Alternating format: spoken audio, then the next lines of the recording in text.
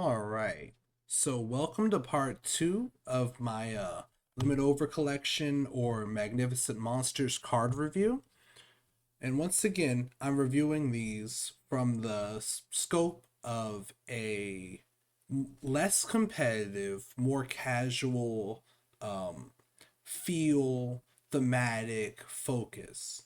So, we're starting with where we left off. We were originally at the Odd Eyes Pendulum Retrain. And now we've moved to the next card, which is another Arc 5 card. And I'm going to preface this Arc 5 portion and the Reigns portion with I really don't like what they did with pendulums after the first wave of these cards. And the same thing with what they did with links. I just don't like any of that very much. And when it comes to Arc 5 as a show, I watched it, I finished it, I saw every episode. It was so forgettable and so much of it was so bad, at least in terms of being a good show, that it just left a very poor impression. Like the coolest thing in all of Arc 5 was DDDs, and those got less cool as the show went on. So this is already going to be a little biased, just letting that be known in advance. So we'll start with Horoscope Sorcerer, the Stargazer Magician. So obviously from the rip, this is a retrain of Stargazer Magician.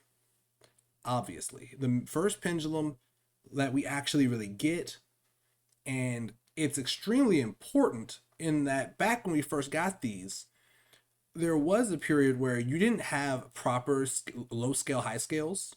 You had to have both magicians so that they could have their effects where they have their current scales. I think it was 8 and 1, and then we would like try to pendulum summon sacred cranes and gadgets because there was really no point in pendulum summoning at that time. And it wasn't until they gave us much more powerful support for pendulum that even became a playable like mechanic, which sort of fuels why I don't like it very much. If it stayed that way, where it was something you put in a deck as a bonus instead of being a strategy, it would actually be much more interesting. So let's get into this. So let's pull up the overframe because that's what I want to see. Okay, I like that look. And overframe solved the pendulum problem of the text box being in the way. So I do like this. This does look very cool. I always liked the Stargazer and Time Gazer. Like those were my favorites. So they kept its stats, which is good. They kept it as a one scale, but they just made it permanently a one scale because we've power crept far beyond what that was. So let's start with the pendulum effect. When a spell card or effect after your opponent resolves, if you control a magician pendulum monster or odd eyes monster, you can negate that effect, then destroy this card. Oh, okay. So I believe this used to just as when it was purely Stargazer, it would protect your pendulum from spell card effects. Now, this is just a negate. It's just a spell negate, but it's a negate on resolution, which is very, very powerful. Like, this is basically unrespondable. Like, your first spell is just going to get countered, basically, no matter what. This is, I mean, it's respondable. It's not broken, but it's still just, this is absurd. This is very, very powerful for the deck. It's also a proper magician pendulum monster on its own. And the deck's going to run pretty much only odd eyes magicians and performer pals. So most of this is already covered. I do like that it doesn't care about performer pal pendulums, because that is something that I once what's the character's name, Yuya. Once he had performer pal pendulums, performer pals became more interesting, but the deck as a whole became less cool. So let's go through the monster effect now, because I think this first effect is just very powerful, and it does call back to the original first effect, except for in a more current power level way. So I don't mind that. In the second effect, you can discard one other magician pendulum monster. Okay. Performer pal monster or odd eyes monster. Okay, any of the archetype. Yeah, this is a thing I don't like. This line of text is very similar to the Zubaba Gaga Go Go Go Do Do Do thing, I don't like this. And the reason I don't like it is when a character has a deck like Yugi's, where it's a lot of different engines and types of cards that can have some interplay, but also can play independently. I don't like when we're putting every name of everything on a card. It's just sort of weird to me. It just feels forced. And this is purely just to balance what? Pendulums? Why? But discard any other. Sure, summon it from your hand. This is an activated ability, which is fine. Okay. On special summon, only on special summon, tutor a pendulum with 2500 attack, specifically. So this is basically designed to get your odd eyes, like definitionally. And that's cool. I like that a lot. But it also gets stuff like Astrograph, I believe, which I think that's what you're really supposed to get, Astrograph Sorcerer. Because this doesn't care about it being a magician and pendulum monster you get. And then you can target a pendulum monster card you control. This text is interesting.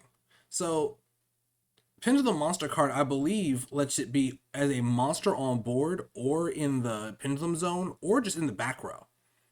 So, what this card I think lets you do, well, it's no longer a monster card in the back row. So, I think this has, no. I think how it works is this has to be a monster on the field. Yeah. I think that's what it has to be, because in the pendulum zone, it's a pendulum spell card. Because we're specifically calling out card and the card type. So I assume this is a pendulum monster, it has to be a monster you control. So it could theoretically destroy itself, which makes the most sense to me. You summon it, search a guy, then it destroys itself to get a face-up pendulum from the extra deck to your hand, which then would trigger, like, say, Astrograph Sorcerer you searched. Yeah, that makes the most sense, and that would make the play make sense. I don't like Astrograph Sorcerer because that's not a Yuya card. I like this card a lot more than I like the Magician support Yuya got from that special pack and that structure deck in Japan, I believe it was in. I don't like those kind of things. They seem forced to make Zark happen. It doesn't feel like a Yuya deck. I don't like when we split into, here's your Magician deck. That seems stupid.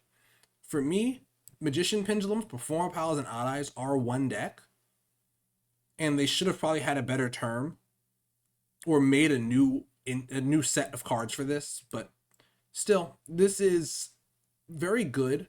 I just don't like that this lets it do the Astrograph Sorcerer, my turn's gonna last forever thing. I really don't like long turns. So that's a negative to this. But overall, this is a very strong card. And this may just bring back Yuya deck into people's minds and actually make it something people want to put together again. The problem is still just the inboard is never going to be these cards. Like, they're just not good enough. So this just becomes a engine to get into a generic inboard, which is not fun. It's powerful. It can get you wins. It can be cool. But the fun of playing a Yuya style card, like, this is so just ripped from Stargazer Magician Coded, and we add in this monster effect to make it a good card. It's like, this part is the non-anime. The pendulum effect is the anime part. This is great.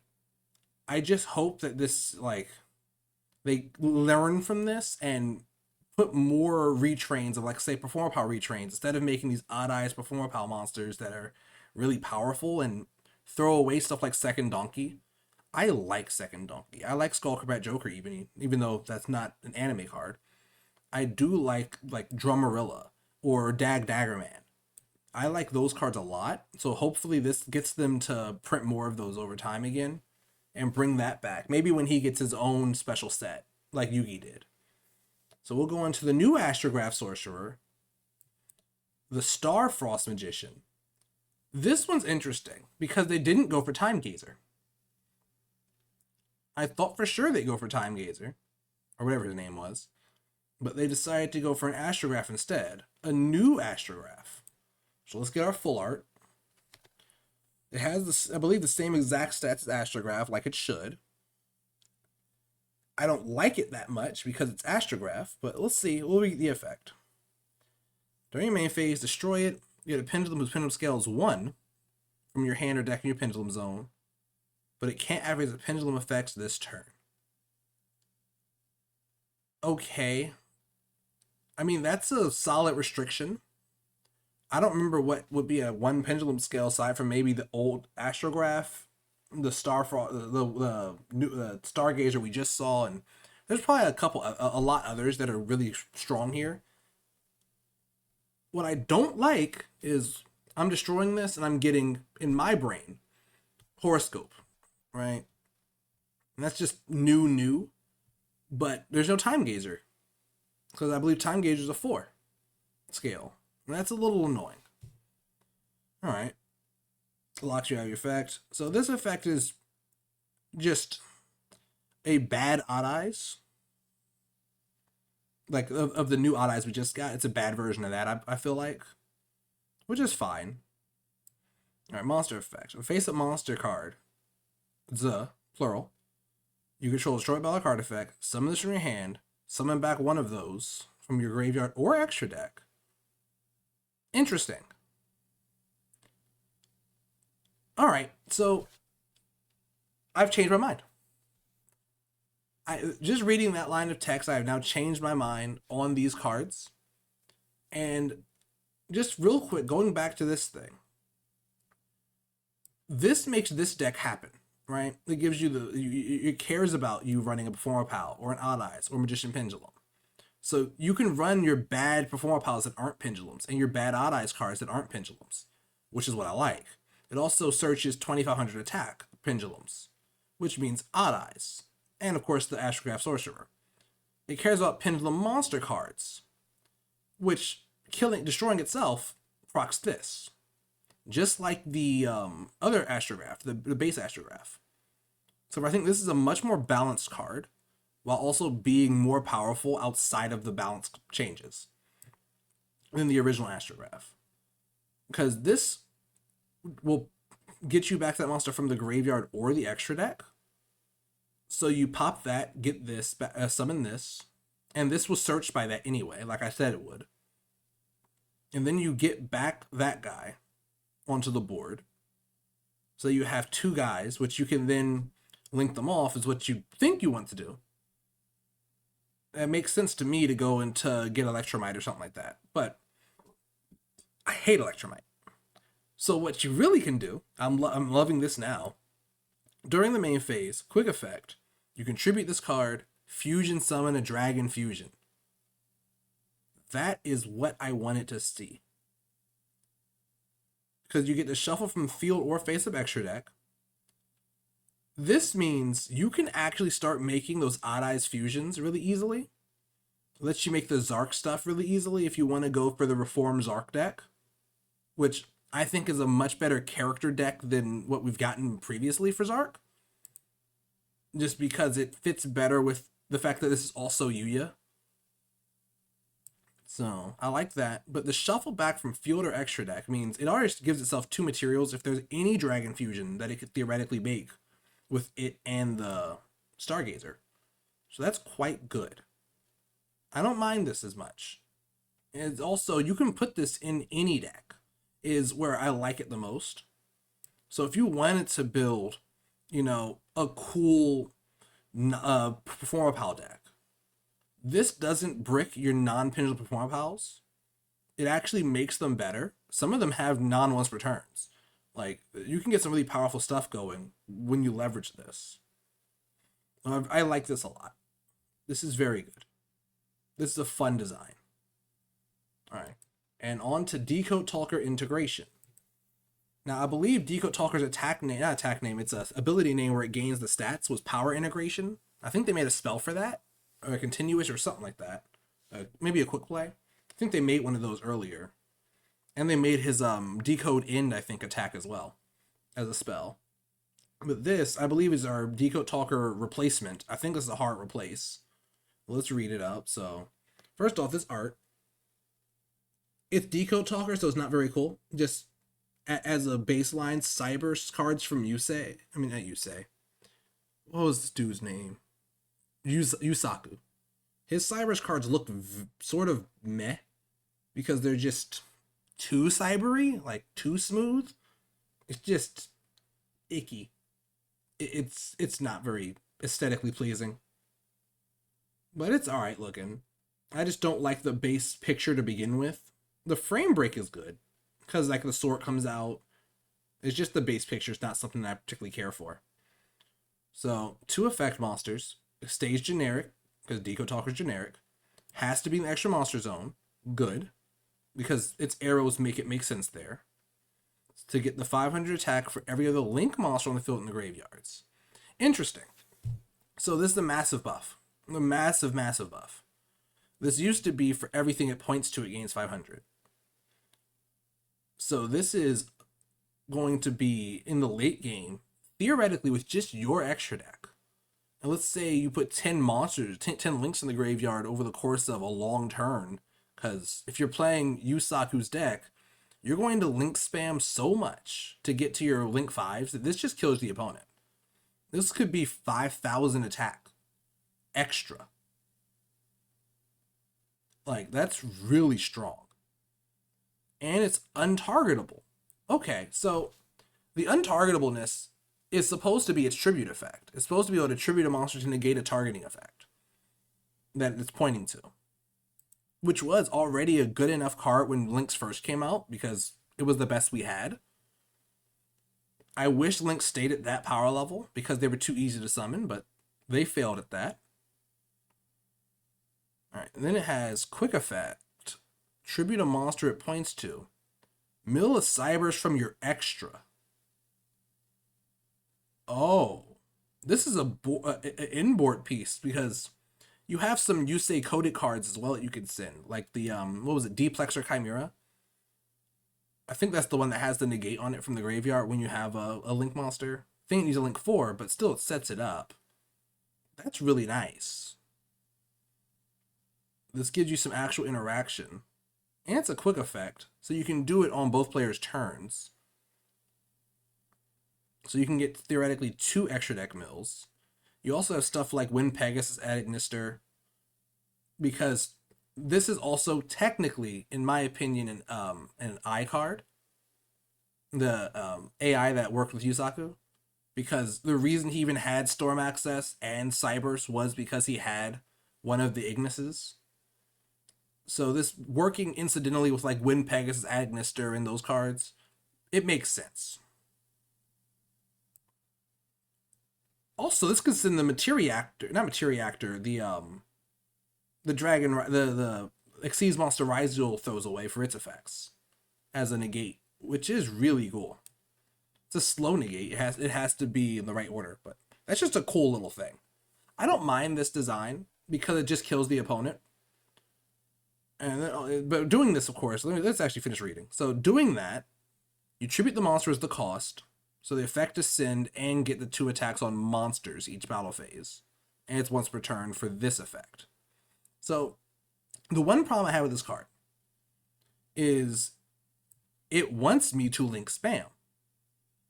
And while I know that is what Yusaku's deck does, like to the point where he has a duel where he says, I'm doing my conservative, play of making 3 link 2s. And that's the whole episode. He just makes 3 link 2s and ends his turn. Took forever. This is what that reminds me of. It wants you to put out so many things from your extra deck, and I just don't like that design very much. It wants a long turn or to come at the end of a long game. If it's coming at the end of a long game, this is a great design, right? But what's going to happen for this card to be played is you're going to link climb into this anyway. You're going to have at least 1 or 2 links in the graveyard when this is on the board. And then you're going to summon another link with it because you have more bodies. And it's just too much. So I don't like that, the incentivizing of that, but links already do that naturally. So I can't say it's a bad thing specifically about this card. It's just something I have a bugaboo about. That means we're firmly in Yusaku territory. So we can move on to the next card, Cyber's Code Magician. So this is what the one of the things I really liked about Vrains, and this is also where I stopped watching the show, is when they brought in the other summoning methods, but they had Yusaku start with a ritual monster and a fusion monster. You know, going back to things that aren't adjacent to link summoning. Once there's a synchro involved or a Xyz involved, those are too close to link summoning to be interesting. But rituals interacting with links is fun because links don't have levels. And fusions interacting with links is also somewhat fun because fusion requires polymerization to begin with. So let's go ahead and look at this. This is a 7/25/2000. So there was a retrain of Cyber's, I think it was Cyber's Wizard. So where he had a ritual form. So this is a retrain of that ritual. I forgot what it was called because it was really cool. It was actually a really cool card. It was just not playable because it was not part of the spam deck. So you can ritual summon this card with Cyanite Ritual, which is a very powerful card. If a link monster you control will be used as a link material for a Cyberse, you can use it in hand as material. Okay, so I don't mind this clause. I don't mind it. If you're playing a Cyberse deck, this is free material from your hand, sure, that's searchable by ritual stuff that cares about rituals. That's nice, including, I think, Cyberse Witch. But one thing I find very annoying is it's the rest of its effect. Let me finish reading so I can get to that. Let me explain. So this card is sent from your hand or field to the graveyard. You can send one Cyberse monster from your deck to the graveyard. Or if this ritual summon card to the graveyard, you can special summon that monster instead. Also, in either case, you cannot special summon for the rest of this turn except Cyberse monsters. That restriction, while it makes sense for being a Yusaku character card, it further makes me dislike Cyberse. Cyberse as a type isn't a type. It is an archetype. It doesn't function as a type. That's why I don't like it. Psychic functions as a type. Worm functions as a type now. Cyberse just doesn't function as a type. Now, in terms of what this card is doing, this is just absurdly powerful, but it's on a card that you probably don't want to play because it fuels itself, but you have to make a link summon first. If this didn't have this Cyberse lock on it, I could actually put this in something, but with the Cyberse lock, it goes into the Yusaku deck if I'm putting this somewhere where it actually belongs. And that deck is now just even better at putting a lot of monsters on the board. Because sending a Cyberse from your deck to the graveyard is just summoning a monster. Half of his cards just put themselves in the field from the grave. So that's already a pain. And when you ritual summon this card, all it's doing is when you link it off, you get to summon the monster you send instead. This doesn't add to the board. This in a way that's actually interesting. It doesn't give you a reason to use Cyanite Ritual. This still doesn't make you use that card. There's no point. It gives you a lock if you ever do use this card, which is unnecessary. Like, this lock is not necessary. Because all the Cyberse cards already lock you into Cyberse anyway. But this requirement sort of also kills it. Making a Cyberse monster already was a good restriction. The link monster you control, I have to first play and do a link summon. It doesn't matter that I can make a link 1. That's not fun or cool.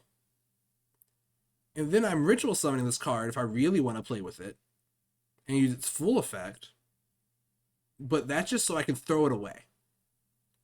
Once you ritual summon a monster so you can throw it away so you can get a different monster,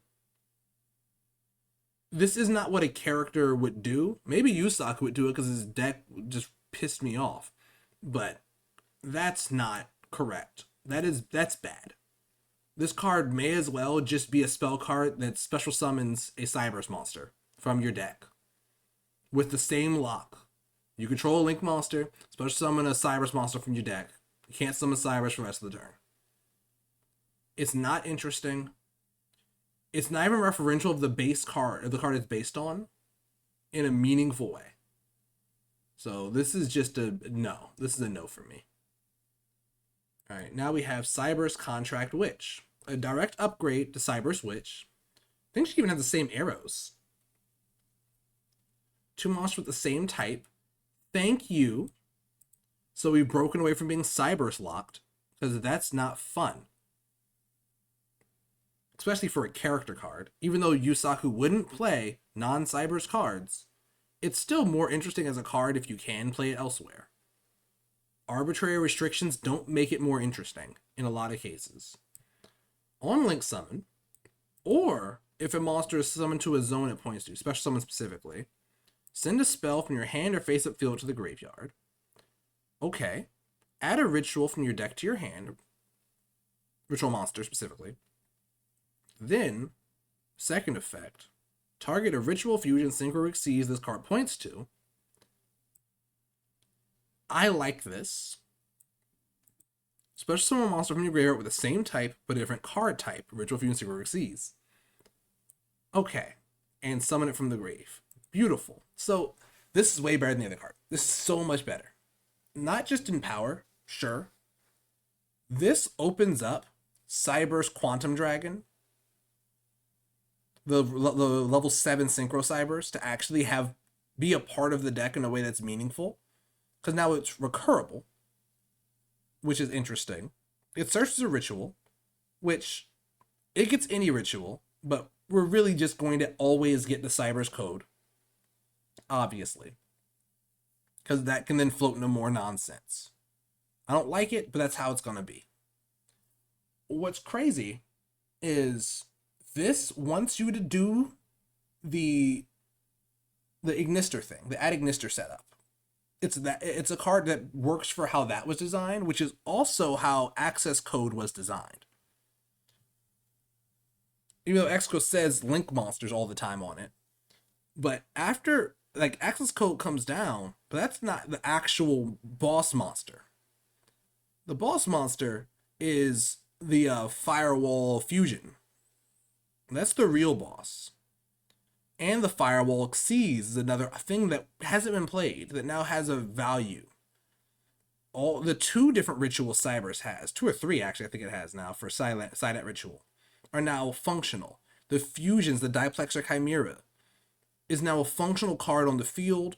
This is a very valuable thing, and this card getting back on the board doesn't let it summon things to its points.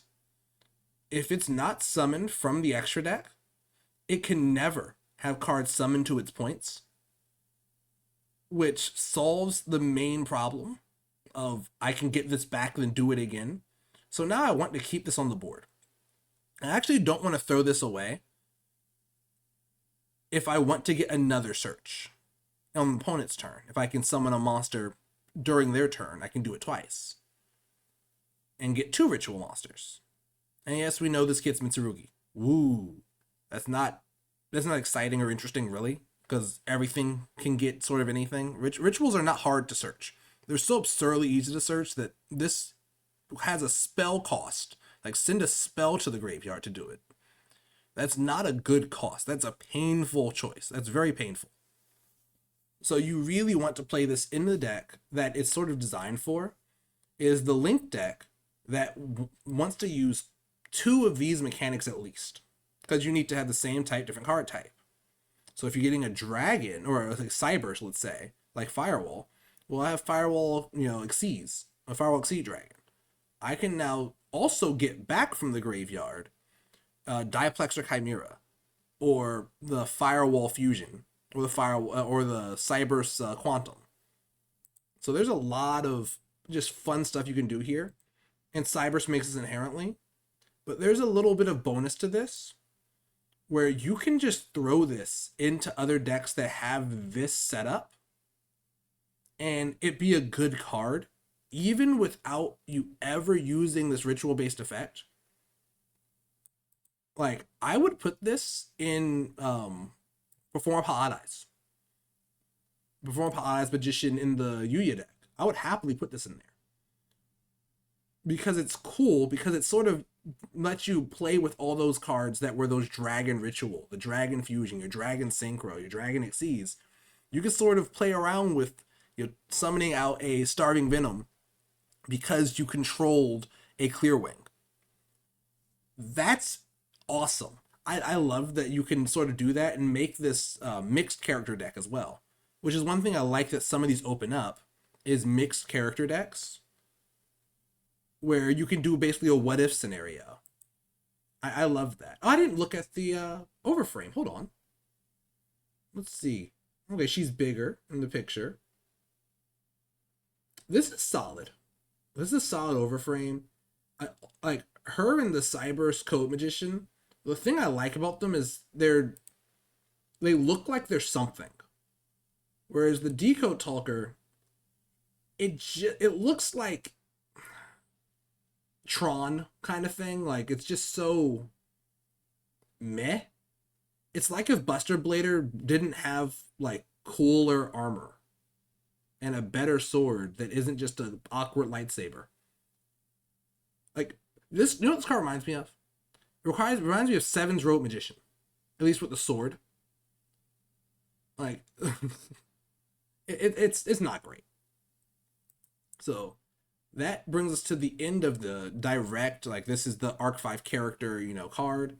And we can get into some of the more hard references that I don't even know all these references because I did not pay a lot of attention to some of the later series, and I did not watch Bonds Beyond Time. So we'll start with our Underworld Circle. I accidentally went to the trivia. Oh my gosh. No, this was I believe this was the Raphael duel. But this card, I like it. It's not an overframe. I think it honestly could be, and it would have been awesome. But this is one of those cards that you sort of want it to exist for decades, and they just never did it because the effect was just too ridiculous. But what we ended up with is a continuous spell. You can activate this card if both players have 5 or more monsters in their graveyards. So we already have the Exchange of the Spirit limitation, which is much harder to meet as a requirement than it seems. Like you think, oh, well, everyone's playing monsters all the time. Ooh, it's going to have 5, easy. By the time your opponent has 5 monsters in the graveyard, they may have won the whole game, even if they're playing a straight-up Judai character deck. They may have 5 monsters in the graveyards and have killed you before your turn, by the time they finally have enough. But if you can set this up, like say you do some forced double mills, it's really cool. One thing that's a little iffy about this is if you wanted to play this in a Yugi deck, you have the problem of meeting this condition. It's just a very hard condition to meet, especially for a deck that isn't trying to make it happen. And then because it's unsearchable, well, it's searchable, it's just not easily searchable. Setting it up, you don't really want to try to do this. This is something you put in your deck when you know, like say you're playing a long game deck, like a Paleozoic, you could play something like this, sure, right? Because you'll eventually get to this point. But what I do like is, if you're playing in a like a cube or a low power limited format you've created, you can throw this in there, and while it seems really broken on its face, what it sort of actually does is creates a Charizard situation from Magic, where you're playing basically a subdual, because you throw away all your monsters, just all of them. So all you have is your hand and your graveyard, basically for the rest of the game, in terms of monsters. And you get to get a normal back immediately. And the goal at that point is just, who has the most monsters that are big in their graveyard wins. So I do love what this creates. This is a terrible card. You will never play this card. But if you put this in your deck and you're playing in a way that you're like, oh, we're doing a casual game, we're playing, these non-game winning decks, this scenario can come up. It's not very unlikely. Like, say your opponent even in a competitive setting, your opponent goes first, does a crazy board, and you're in your turn, you're like, all right, sphere mode, sack your 3. Okay, then what? Well, that's 3 in your graveyard. All right, now I'm gonna make 2 8s, zombie vampire, detach mill 4, underworld circle. Like, you can just do that. Get back, whatever, beaver warrior, and now you're playing this sub game. You're probably losing that duel if you do this. You're straight up losing that duel. But it can be done. It's not like it's hard. But putting this in a slower environment, this is a much more fun win condition, I think, than Inferno Tempest. This is much more fun than Exchange of the Spirits original form. This is just as fun, or actually way more fun than Last Turn. I like this as a win condition for very specific designs. This is a very cool card. It's definitely just the anime effect. Like, we're just going to summon our guys and shoot them at each other with Catapult Turtle. And then also from Raphael, we have the Orichalco Sword of Sealing.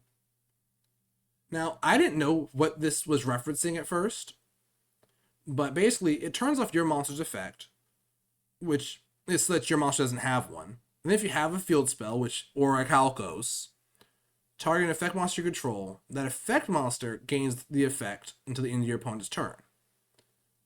Once per turn, quick effect, send a card from your hand to the graveyard, target a face-up card in the field, and destroy it.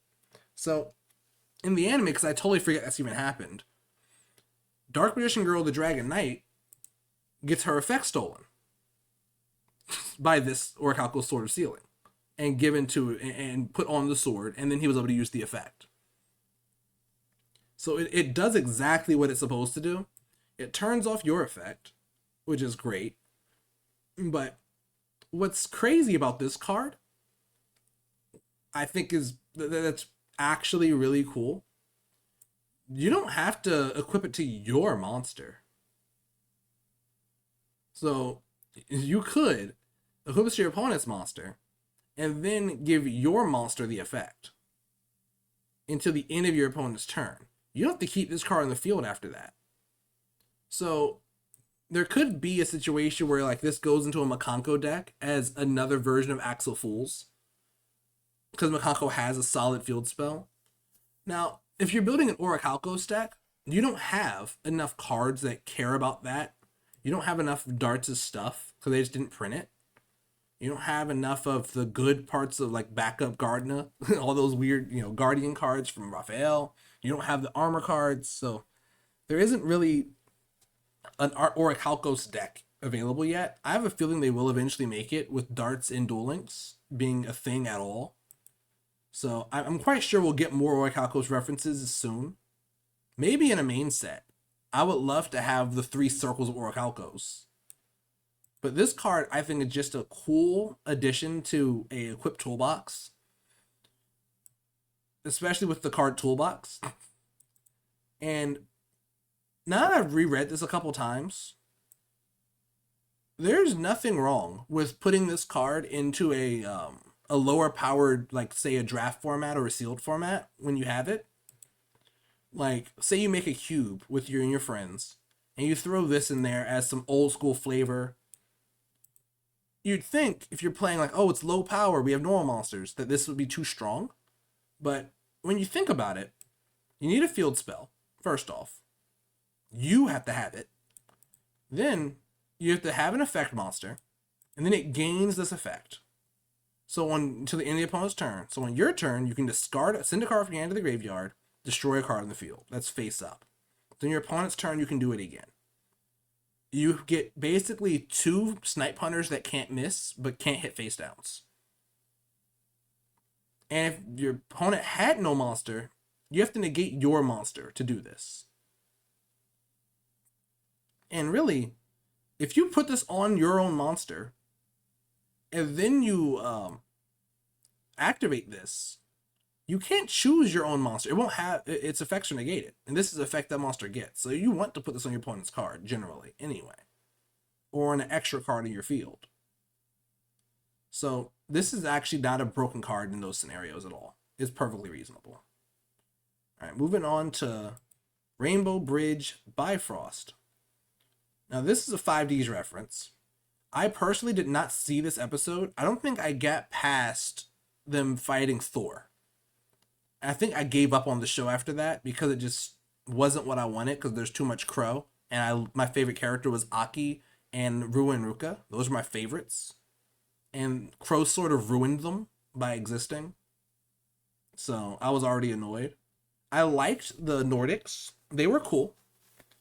I didn't like that they weren't divine beasts. They should have been divine, at least. And the fact that they didn't do that is sort of a cop-out to me. Because they were actual god cards. They were supposed to be divine like they were in the anime. So, it's not Tria's Rainbow Bridge card. It's not actually text on the card. Just as an aside, this is something they put in for the translation. As far as I'm aware.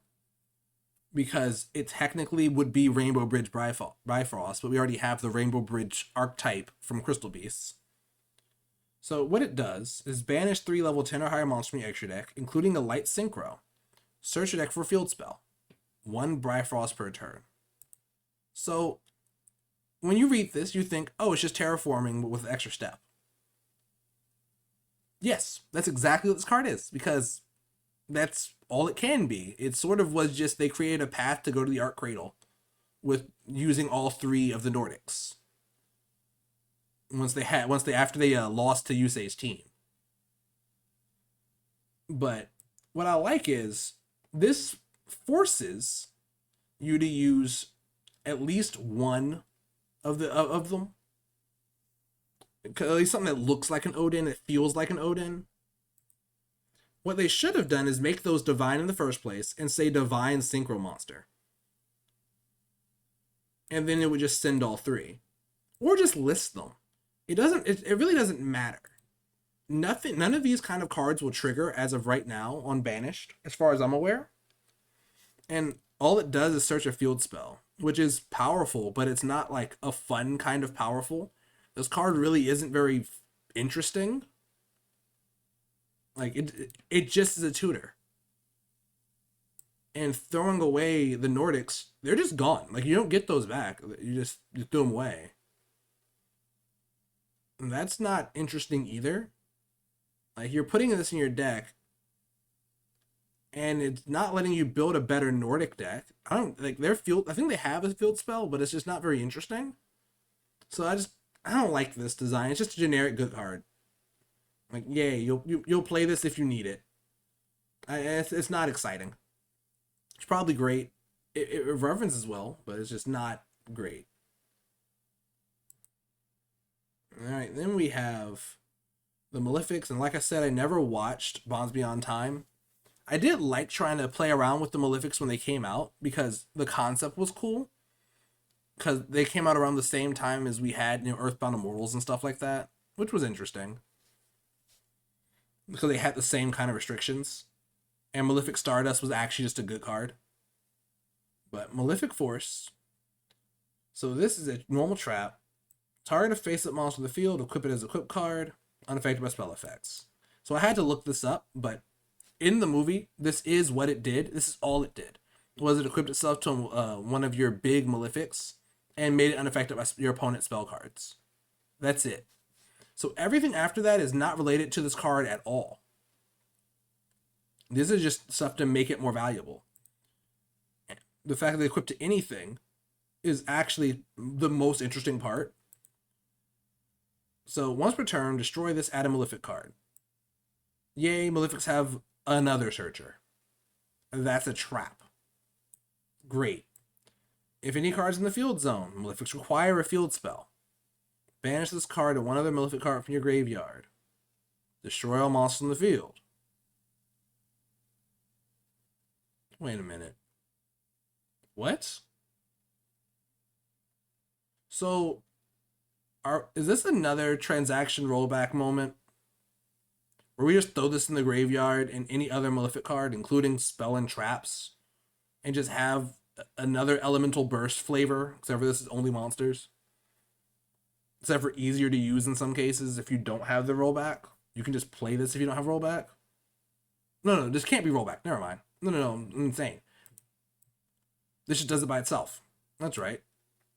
No, this card's disgusting. Yeah, this is great. It's great. So cool.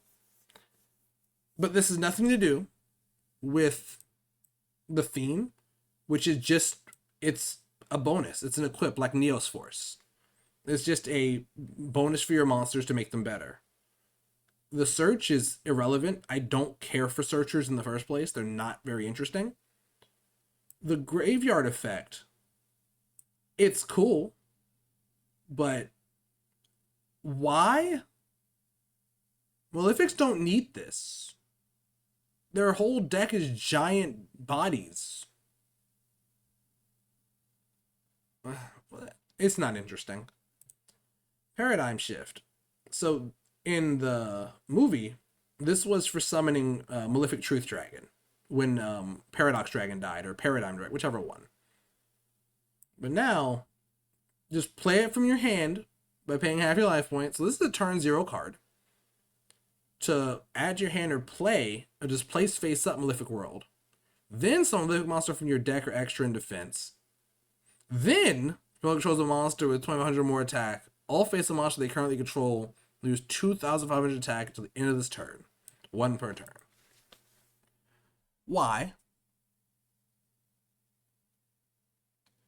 Like, it summons Malefic Truth Dragon. It actually does its job. It does exactly what it's supposed to do, just with no cost. But why? This is one of those designs where you're just trying to make it work. So I'm going to take the time to actually pull up Malefic World, just so we could see what we're working with here. And then we'll get to just the concept, right? So while this is on the field, instead of drawing during your draw phase, you can pick a Malefic. Like 3 Malefics your opponent picks one at random. So you just give up your draw to get a Malefic, but it puts a field spell on the board. So in your opponent's turn, going second, you can just set the field spell and use it on your draw. Like, so it's just another searcher that gives you a field spell. Or just puts it in your hand if you went first, because then you couldn't use it anyway on your for your draw effect. Then it summons the Malefic from your deck, ignoring all conditions, which just sort of defeats the purpose of the Malefics in the first place. Like, yeah, it summons Truth Dragon properly. Well, not properly, but the fact that it can summon the other Malefics without doing their actual cost sort of disappoints me. Because part of the fun was putting Rainbow Dragon in your deck and just flexing your opponent you threw away a Rainbow Dragon to summon your monster. Like, that was just cool, like, conceptually, because from the movie, it was he stole everyone's best cards, basically, from all the other duelists. And then you would throw them away for these cards, which was cool.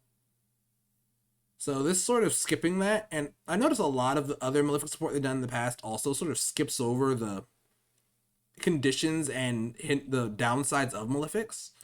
Instead of playing into them, it just sort of throws them away and makes it sort of boring. So this card is just a very, very strong card. It's just a strong card. It's meh in terms of being interesting. Thematically, it does exactly what it's supposed to do. It gives you the same, even the feeling it's supposed to have of, we've now had a paradigm shift in this duel. We're playing Malefics. This is what we're doing now. Your monsters are all going to be killed this turn. Like, this is just lethal. And there is no restriction on this effect either. So, this really doesn't need to be a trap card. It just makes it so it's a hand trap that can do all this stuff. So it is your Karibo, if they have a big enough monster. It is your, summon of your emergency teleport, just for free. And it is your terraforming. It does everything. This is a card you just put in your deck, your Malefic deck, and it just makes your deck better. It doesn't make your deck much more interesting in terms of like the concept. It just speeds it up to current Yu-Gi-Oh's pace, which is fine. That's not a bad thing to have. It's just not as interesting as it could have been. So now we move on to Assault Blackwing Kusanagi the Gathering Storm. I don't remember this even being summoned by Crow in that show. I don't remember in Arc 5. I guess it happened because this site says it did. I don't remember this, but whatever. I hate Assault Blackwings. The concept is terrible. It's just dumb. Just make them normal Blackwings. This extra name you've added is a waste of time. They work with all the same cards. Nothing even references Assault Blackwing. There's no point. So it's already dumb. We already had 100 Blackwings before these cards. And we abandoned all of those so we can have him play these and spam more. And you know I don't like spam. So we have Dark Winged Beast Synchro level 9, 3000, 1000. Tuner and a non-tuner. Great, so it's easy. If you synchro it using a Blackwing monster's material, this becomes a tuner. All the Assault Blackwing synchros do this. I hate this. This is for synchro climbing, which I find to be abhorrent design. After this card is synchro summoned, for the rest of this turn, it gains attack equal to the total original attack of synchro monster used material. Once again, why are we summoning this card? Why is this how it works? Well, then the next effect can attack all your opponent's monsters once each.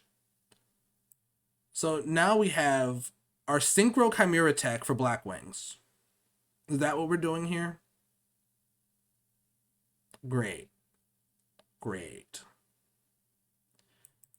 This card attacks with your monster and inflict piercing. Oh, so it's Armed Wing too. So this is Sirocco and Armed Wing. Well, or Bora, I guess we could go with. We'll call it Bora, right? It's Sirocco and Bora, and just randomly an Ashura Priest. But only the attack gain's only for the turn. So if you don't kill with this, the card may as well not exist. You already didn't need this to just kill with this deck in the first place because it's Blackwings. Blackwings don't need help killing the opponent. I don't even recognize this as a Crow card because it's Arc 5 Crow, and that's not Crow. That's different universe Crow. That's some MCU nonsense. No. I hate this card. This card makes Yu-Gi-Oh bad. This card, even though it's not a strong card in the slightest, this design, you've used as Blackwing's material. This is now a tuner. Why? Oh, it cares about how many synchro monsters were material. Why? Oh, it also happens to just kill your opponent sometimes. It'll never kill your opponent. If you kill your opponent with this, your opponent deserves to lose. If you put this in your Blackwing deck, why? Well, then never mind. They made Black Feather Dragon or Black Winged Dragon or whatever it's called. They made that a thing. And they made a whole deck around it. And made an assault monster even, just for fun. Not in assault mode, by the way. Just assault. And we're just spamming and spamming. Blackwing makes most sense they go second deck. Delta Crow Anti-Reverse is the coolest card in the archetype. Gale is the poster child of Blackwings. And we're just doing this. And even this has been destroyed by what they've made Blackwings into. It no longer feels like you're playing Crow's cards anymore. You're just playing Assault Blackwings that are bad, or you're playing Black-Winged Dragon, the Signer Dragon that should have never been. It was not in any openings until it was a thing that existed. We saw Livestream before we saw this thing, and then Livestream doesn't get made until after. Oh, Rua's a signer too. Don't worry. Or Ruka, whatever. Yeah. Moving on. Master Spirit Tech Force Pendulum Ruler. Okay. So this was from Reiji's dad, I believe, in the later episodes of Arc 5. I think this was from the duel against... Was this Yuya or his dad that dueled him? I don't remember. But this thing, Master Spirit Tech... No, it must have been Yuya. Master Spirit Tech Force Pendulum Ruler. Because somehow he got pendulums. I don't know. Don't ask. Don't ask how he got pendulums. But he did. During your main phase, return this card to the extra deck. Oh, hold on. Let me go over the stats. Hold on. Level 12 Machine Fusion Pendulum. Light. That's useful. Light machine. 35, 3000. Pendulum effect. Scale 1. During your main phase, you return this card to the extra deck. Add a level 7 Pendulum monster from your deck or face-up extra deck to your hand.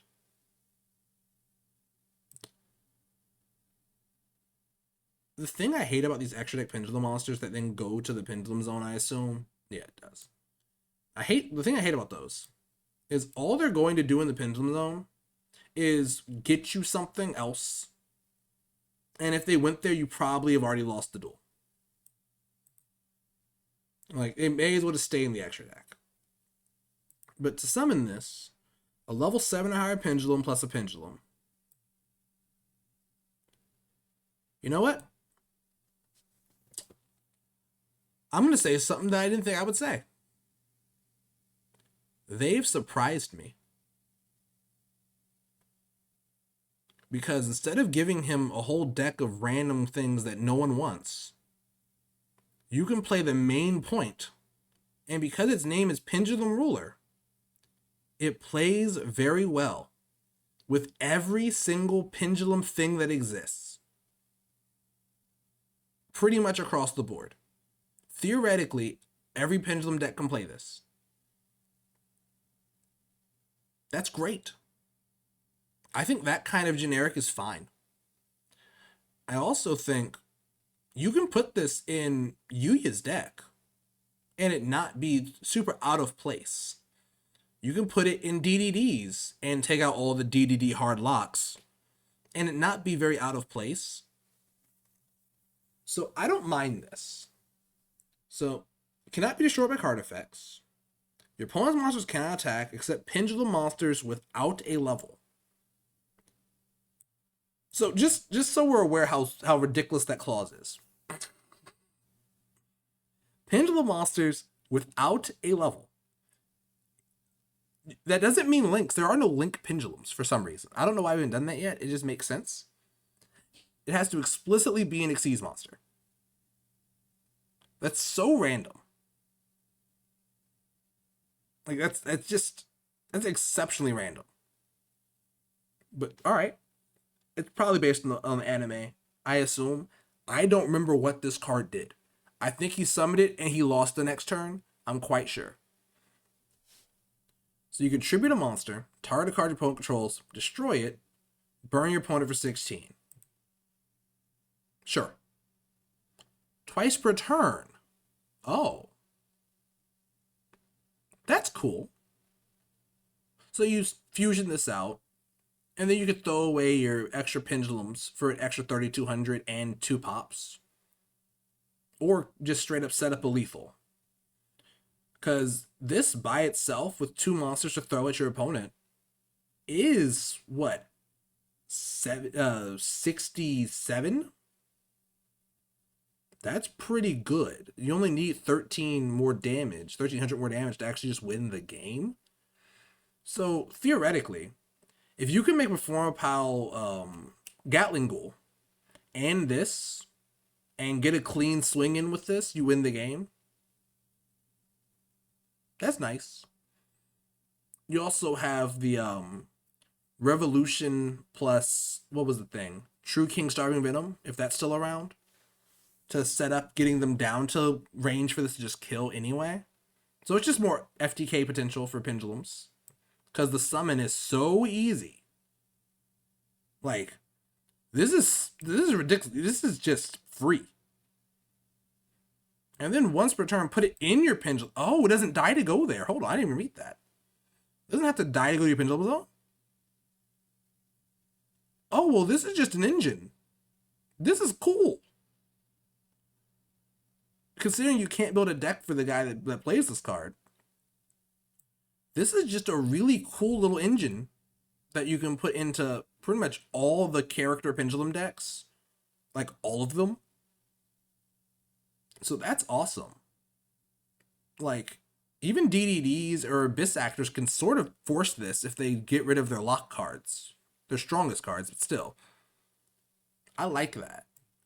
And Odd Eyes loves this kind of thing because it doesn't have locks on in the first place that are meaningful. They make Baron and nonsense in their deck. But, no, I like this. So it goes to your Pendulum Zone, then you put it back to the extra deck. Yeah, that's awesome. Then you search another 7 Pendulum, or just the one you use as material for it if it was on the board. But it has to be exactly 7, which is interesting. I think there's probably a lore reason for this that I'm not getting, because Arc 5 was, the duels were just terrible. Like, after the Miami Championship, the show was pretty bad until the Yuya Jack duel. That was good. And then it went back to being pretty bad again. Like, consistently bad. Alright. And that's the last card in the Limit Over collection, the Heroes. That's new. Right? And I wanted to go as well through a few of the cards from the Prismatic box. But I think we'll have to save that for another video. And I'll probably just do those by themselves and give it a more time to each one, because they are pretty interesting. The ones I've chosen. There are ones I did not choose, and I'll probably add them in later. And we might have, 4 or 5. Maybe we might do all 6 cards, which I think that'll be most fun, is probably do all 6 of the Prismatic box later. So that'll be the next video.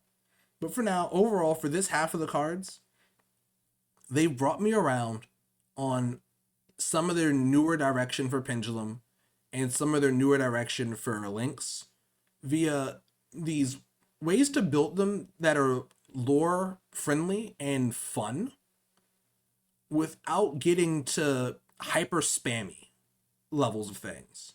At least when you limit yourself, when you actively limit yourself. When you don't limit yourself, you just go nuts and make, an FTK of some sort. But when you limit yourself and try to make sure that what you're doing is enjoyable to put on the board and think about, these are actually very cool cards, and I can't wait for them to come to Master Duel where I can play them easily. But I like these. I like these a lot more than I thought I would. Like, this is still something I don't care for because it's spammy. And this just facilitates spamminess. But this is great. And this is much better than Astrograph originally is. And I like this as well. So, from that section of the cards, the most important ones, that's great. These, Underworld Circle and the Orichalcul Sword of Sealing, are great for lower power cube settings and such, where they're strong. You'll feel really good playing them when they work, and they will create some fun moments, but they're not, absurdly powerful that they would make it not fun and then have no place in the whole game, right? This is just a boring terraforming, even though you can do the banish all the gods thing. It's not great. This has its anime effect, but it's just generic for Malefics. Just makes Malefics better. This does its thing in the anime, but once again just makes Malefics better. But not in a way that's cool. Hate this card. This is great. This is way better than I thought it would be. I thought it'd be terrible. I thought I would hate this card. So, yeah, that's where we're at. So, hope y'all enjoyed the video. And if you like this, I'll do more of these over time. I don't mind doing card reviews. I used to do that a lot for my blog, so I would love to get back into doing that. Aside from that, have a nice day.